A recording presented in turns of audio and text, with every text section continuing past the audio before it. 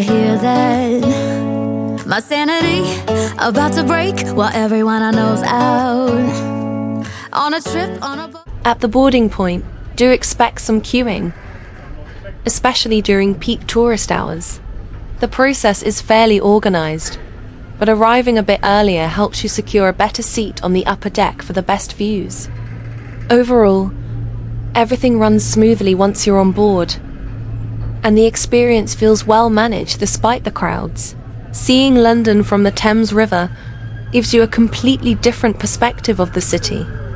We joined a Thames River Cruise with City Cruises, and it turned out to be one of the most relaxing ways to explore London's famous landmarks. From the open deck, you get incredible views of the London Eye, Big Ben, the Houses of Parliament, and of course the iconic Tower Bridge. On board, there are food and drink options available, including light snacks, sandwiches, and beverages, which you can enjoy while cruising along the Thames. It's a nice touch if you want to relax and take in the views without rushing off the boat. Most purchases are cashless, so you can simply pay by card or contactless, which makes ordering quick and easy while you're moving around the deck.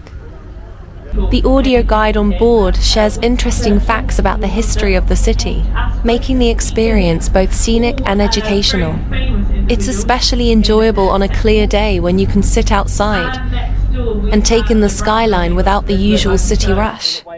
The cruise is smooth, family-friendly, and perfect if you want a break from walking while still sightseeing. It's not the cheapest activity in London, but the views definitely make it feel worth it for first-time visitors. If you're planning a trip to London, a Thames River Cruise is an easy and memorable way to see the heart of the city from the water. Later on, we also experienced a dinner cruise on a different boat, which was a completely separate experience. It was amazing in its own way, and I'll be uploading that as a separate video.